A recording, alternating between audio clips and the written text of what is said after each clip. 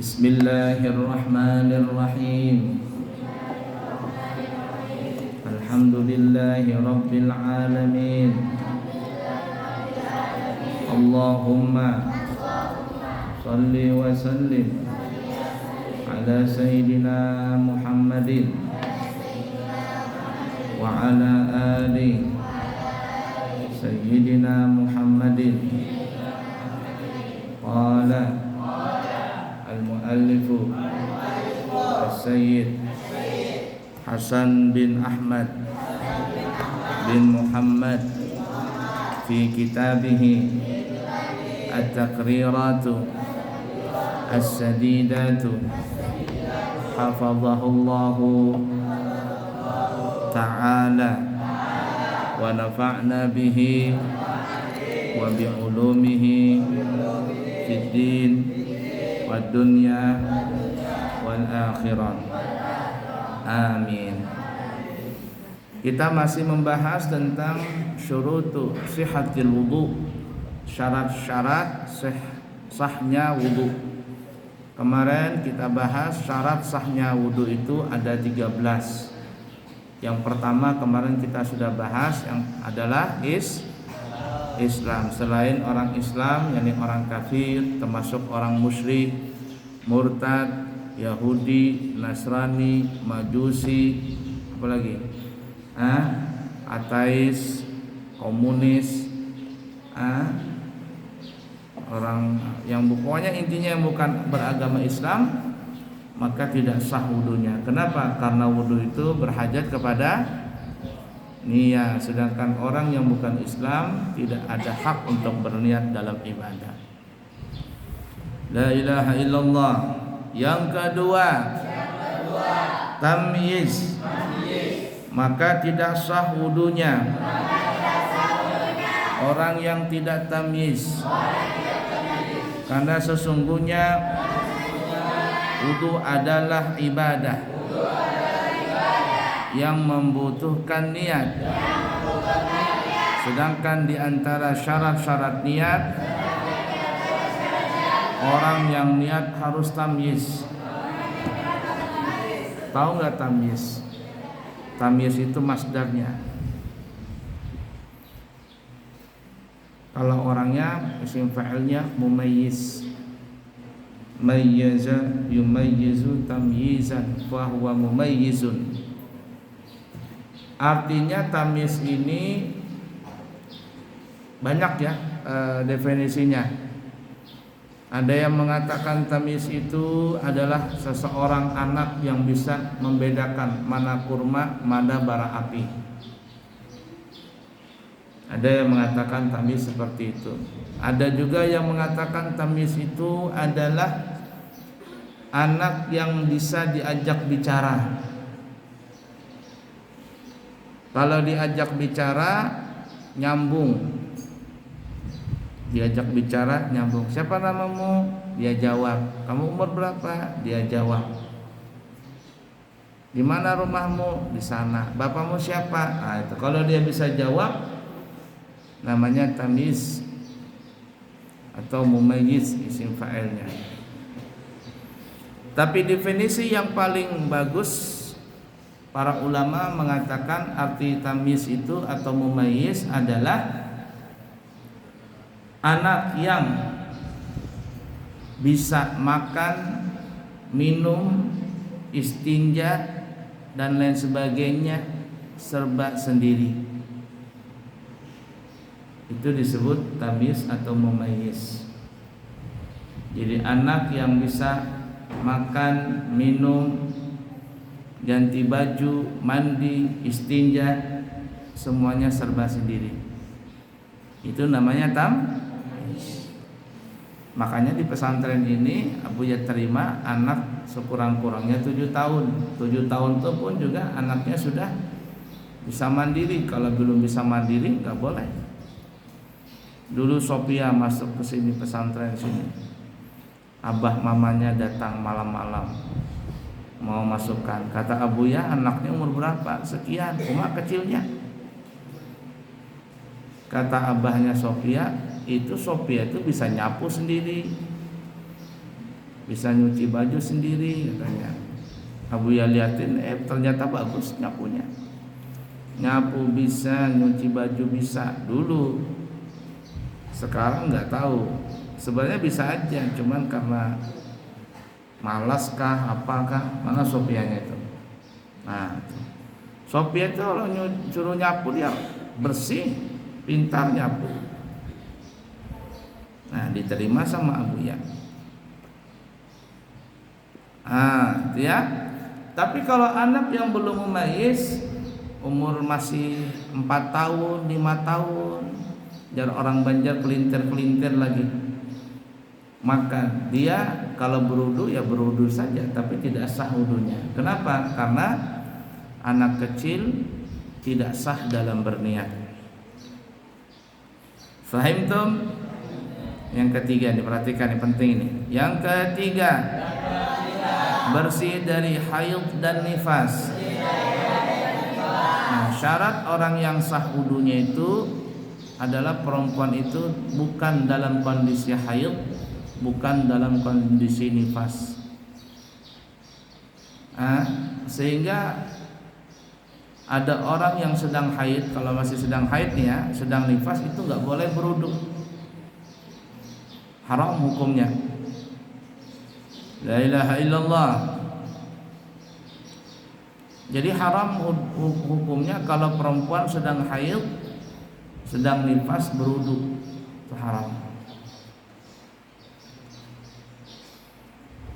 Dan tidak sah. Jadi ngapain berwudu? Nah, kecuali kalau perempuan itu sudah selesai haidnya, sudah selesai nifasnya, tapi dia belum mandi junub. Dia merasa sudah bersih haidnya jam 8 pagi. Jam 8 pagi sudah bersih. Dia mau mandi tapi katanya nanti aja mandi, saya mau beli minyak, mau beli sembako dulu ke warung sebelah. Nanti aja pulang dari ke warung baru mandi. Boleh enggak? Boleh aja. Tapi sebaiknya dia berwudu lebih dahulu. Berwudu lalu dia keluar. Untuk apa? Untuk menghilangkan hadas kecilnya. Nah, jadi kalau perempuan sudah selesai haid, selesai nifas tapi belum mandi junub, maka boleh baginya untuk berwudu. Tapi kalau seandainya haid, nifasnya masih keluar, tidak boleh berwudu, hukumnya haram. Fahimtum? Yang keempat, bersih dari perkara yang bisa mencegah sampainya air ke kulit, sekiranya tidak ada jirim atau benda yang dapat mencegah sampainya air ke kulit, maka wajib menghilangkan kotoran-kotoran yang berada di bawah kuku, kotoran di sela-sela mata, dan hal-hal lain yang bisa mencegah sampainya air ke kulit. Perhatikan, permukaan badan itu wajib kena air wudu, termasuk nih ujung mata yang dekat telinga, ujung mata yang dekat hidung. Paham? Termasuk yang di bawah kuku, termasuk nih merahnya bibir. Kalau dalamnya bibir enggak apa-apa, ini enggak perlu. Tapi kalau merahnya bibir ini wajib basah. Makanya kalau ada orang berwudu nih, nah dia kantuk begini,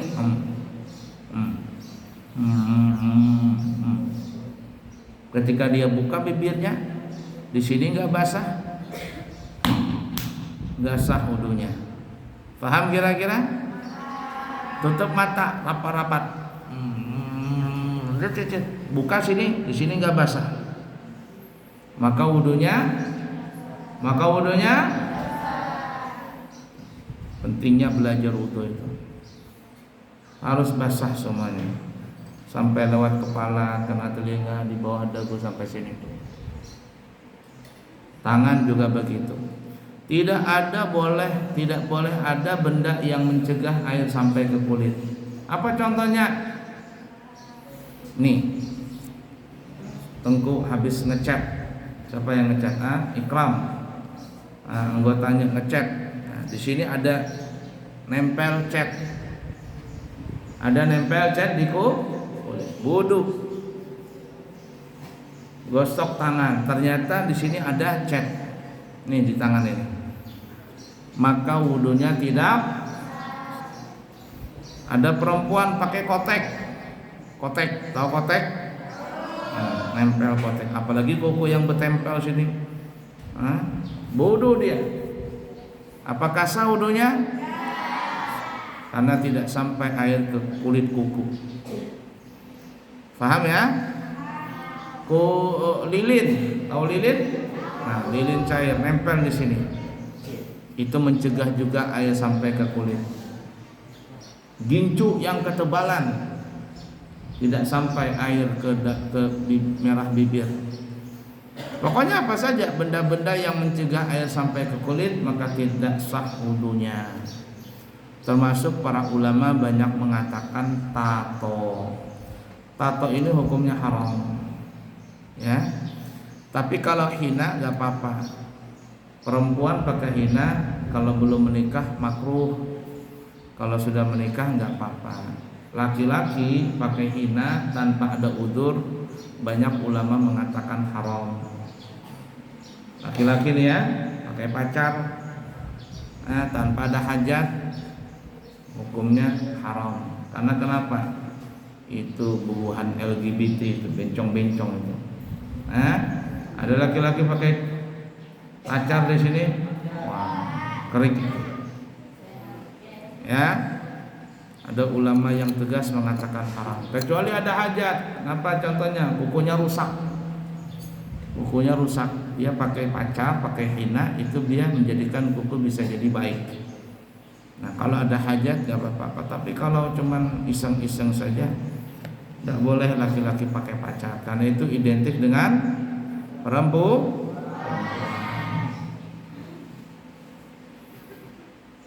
Nah, kalau perempuan, kalau yang belum menikah ada yang mengatakan makruh.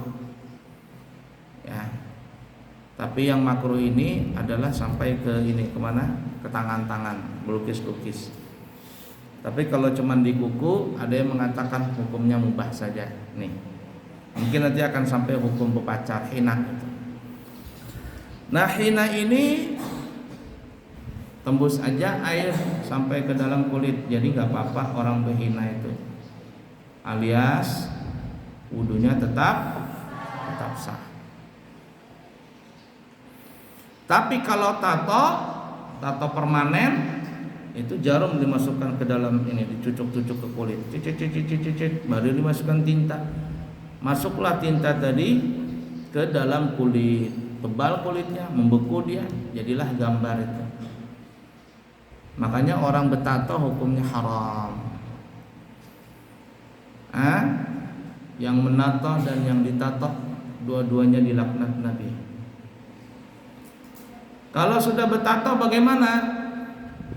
Dulu ada teman Abuya di Hadramaut. Dia baru datang. Udah pernah sekolah pesantren mungkin, tapi karena duitnya ada atau apa dia mau ke Hadramaut. Masuk Darul Mustafa.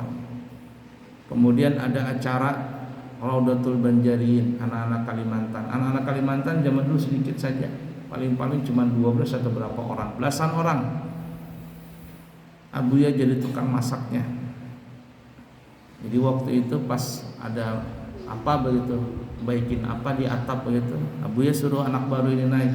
Kamu naik ke atas, kata Abuya. Naik tangga. Itlaq bidurut, naik pakai tangga. Naik dia pakai lengan pendek, sini baju lengan pendek kaos. Pas dia begini, tak ditebuka lengannya, di sini ada tatonya. Tato di lengan sini. Tato kata Abuya. Selesai itu kan Abuya panggil. Dia pakai tato. Iya katanya. Oh. Baru Abuya kasih tahu hukumnya. Ya katanya dia, tadi malam saya mimpi katanya. Ana tadi malam mimpi. Mimpi apa? Mimpi ketemu Habib Umar. Ana punya tato dipegang begini sama Habib Umar.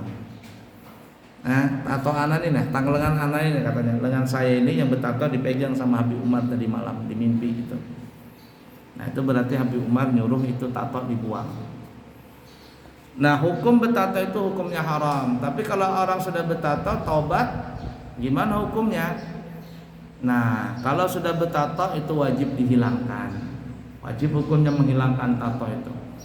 Tapi dengan catatan menghilangkannya itu dengan tidak menyakiti badan. Paham nggak? Ada orang bertato nih. Kalau dia bisa menghilangkan tanpa menyakiti badan, wajib dia menghilangkan. Makanya zaman sekarang ada apa namanya itu? Menghilangkan tato syariah. Dia pakai laser, nanti ditembak pakai laser, hilang tatonya itu.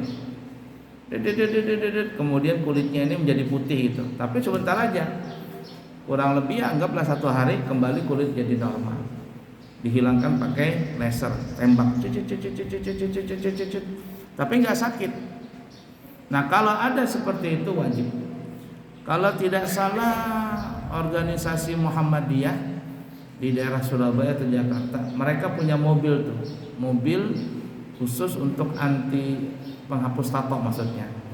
Dia nongkrong di mana nanti mobil itu di daerah Jawa atau di Jakarta. Nongkrong, nanti orang-orang yang berhijrah, yang sudah tobat datang ke sana, Pak saya mau hapus tato, sudah ditato, dihapuskan, gratis.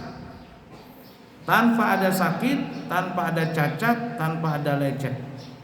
Ya pertama saja warnanya bekas tato itu langsung jadi putih, tapi nanti beberapa saat kembali kulitnya seperti semula. Nah kata ulama kalau bisa dihilangkan tato tadi maka wajib hukumnya untuk menghilangkan tato dengan catatan tanpa menyakiti badan. Tapi kalau menyakiti badan ditutup dulu bekas tato tadi, tutup pakai jarum, baru ambil setrika panas, setrika yang arang itu, tuh panas, baru gini kan, itu hukumnya haram. Nah jadi gimana kalau tidak ada yang bisa menghilangkan tato tanpa menyakiti badan, maka biarkanlah tato itu ada. Lalu gimana selanjutnya? Dia sholat, dia berwudu, mandi junub, semuanya sah, dimaafkan. Asalkan dia benar-benar tobat. Jangan sudah tobat besok-besok tambah lagi tato. Wah itu bukan tobat apa itu? Biar orang Banjar tobatnya itu tobat panas-panas tahi ayam. Tahu nggak guru-guru Banjar itu jadi kami ini tobatnya tobat panas-panas tahi ayam. Apa maksudnya panas-panas tahi ayam itu? Tahi ayam itu kalau keluar dari pantatnya ayam panas nggak dia? Kalau nggak pegang tuh tahi ayam itu panas dia. Tapi sebentar aja, paling berapa detik dingin dia. Itu guru-guru di Banjar mengistilahkan begitu tuh. Kami ini tobatnya panas-panas tahi ayam. Tobat setumat pagi, tobat besok atau siang kembali lagi muncilnya. Nah itu tuh. Nah ya, jadi tato itu tato permanen tidak bisa menembus air wudu, tidak bisa menembus mandi air junub. Jadi wajib dihilangkan. La ilaha illallah. Tapi kalau tidak bisa dihilangkan lagi ya sudah biarkan saja. Ya, biarkan saja, tobat betul-betul dengan Allah Ta'ala. Namun kalau seandainya menghilangkannya dengan menyakiti badan, ya sudah jangan. Ya. Ini pertama gambarnya gambar naga. Gambar naga sini. Oh, gambar naga. Di sini gambar elang. Wah, elangnya begini. Nah, sayapnya terbang begini, kakinya mencengkram. Tatonya. Habis itu ditutup pakai jarum. Kasih setrika panas, yang tadinya gambar naga berubah jadi cacing. Yang tadi naga burung elang jadi burung perkutut. Bengkok-bengkok burungnya. Kenapa? Disetrika. Jangan ya. Ada di Balikpapan tuh orang Dayak, tapi sudah tobat tatonya banyak banget di badan. Tobat dia. Ustadz banyak yang pakai tato, yang tobat yang jamaah tablik itu. Nah, tato. Kamu kalau tahu ikut jamaah tablik itu, wah betato-tato itu. Rambutnya gondrong-gondrong betato-tato. Tapi mereka baca akhidatul abduhu bismillahirrahmanirrahim wa birrahim daimil ihsani. Tato-tato dia. Di Jawa Barat tuh daerah mana? Indramayu itu di mana? Ada pesantren khusus narkoba. Jadi tempat rehabilitasi bebuhan narkoba. Nggak belajar kitab, nggak belajar zikir aja, zikir. Ketika dia sudah datang candunya, ditahan sama dibacakan zikir, diceburkan masuk ke dalam sungai, berendam di air sungai. Sampai dia hilang itu. Sampai terkadang pingsan dia plak begitu, diangkat sama gurunya. Bertahan 3 bulan, 4 bulan, 6 bulan sadar dia. Keluar bisa baca Quran, ba'adzan. Makanya itu mantan preman bagus. Tapi kalau mantan santri, enggak bagus. Di mana kamu? Sana sekolah mana sana? Mantan katanya. Mantan santri. Berarti jadi penjahat dia. Ada nggak mantan santri? Keluar dari pesantren narkoba, keluar dari pesantren mabok-mabokan. Itu mantan santri nggak bagus. Mantan ustadz, mantan kiai itu nggak bagus. Tapi kalau mantan preman bagus. Itu mantan preman, mantan residivis, mantan penjara. Ya dulu penjara, sekarang dia sudah jadi hebat, sudah jadi ustadz. Kamu pernah tahu Sumanto? Belum lahir kamu. Apa Sumanto itu? Yang makan manusia. Pernah nonton filmnya? Itu kan kejadian asli itu. Nah, Sumanto itu dia makan manusia. Ilmunya kebal. Tahu dia di penjara, sekarang jadi apa dia? Penceramah dia. Penceramah di luar. Kamu ketika jadi YouTube Sumanto lagi ceramah. Mantan preman bagus, mantan penjahat bagus, tapi kalau mantan ustadz, mantan kiai, mantan santri, gak bagus itu. Ada, kamu sekolah mana? Nurul Anwar, berapa tahun? 3 tahun, 2 tahun, setahun. Mantan kah? Iya mantan. Sekarang kamu ngapain? Gak ada kerjaan. Nah terus nganggur, ngamen. Ini namanya mantan ini. Nah yang namanya mantan gak bagus. Paham gak kira-kira? Makanya kalau di kepolisian, di angkatan namanya purnawirawan, bukan mantan. Nah itu ya, tato tadi. Termasuk kuku nih, kuku. Nih, di bawah kuku ini kalau kotor, kuku panjang kotor, para ulama banyak mengatakan tidak sah. Coba kita lihat, buka di nomor 1 di bawah itu. Nomor 1, dimaafkan kotoran sedikit bagi orang yang diberi cobaan dengannya, seperti para petani dan sejenisnya. Imam Ghazali dan Imam Az-Zarkashi menjelaskan dengan dimaafkannya kotoran di bawah kuku. Namun Imam Ibnu Hajar dalam kitab At-Tuhfah menyatakan pendapat tersebut lemah dan aneh. Dalam permasalahan ini ada pendapat dimaafkan secara mutlak sebagaimana keterangan yang ada di dalam kitab Al-Bajuri. Ringkasan begini, masalah kuku. Kuku yang panjang, apabila kukunya bersih, tidak ada kotoran di bawah kuku, dan diyakini bahwa air sampai ke dalam kuku, maka wudunya sah. 1. Pendapat yang kedua, bagi para petani, bagi para kuli bangunan, bagi orang-orang yang pekerja kasar, yang mereka itu bisa dipastikan kalau kukunya panjang maka kukunya akan kotor. Maka bagi mereka, para pekerja-pekerja buruh kasar, jikalau mereka punya kuku panjang dan kotor, dan jikalau cuman sedikit, maka ini dimaafkan alias wudunya sah. Tapi bagi selain petani seperti kamu nih, bukan petani, kamu cuman megang pulpen, megang buku, megang kitab, lain orang-orang yang kerja kerak kasar, lalu kau punya kuku panjang kotor walaupun sedikit, pendapat yang kedua mengatakan tidak sah. Kedua.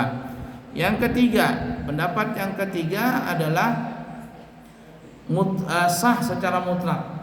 Kalau ada orang punya kuku panjang kemudian kotor, baik sedikit ataupun banyak, maka wudunya sah. Kenapa? Karena air itu biasanya sifatnya meresap ke dalam.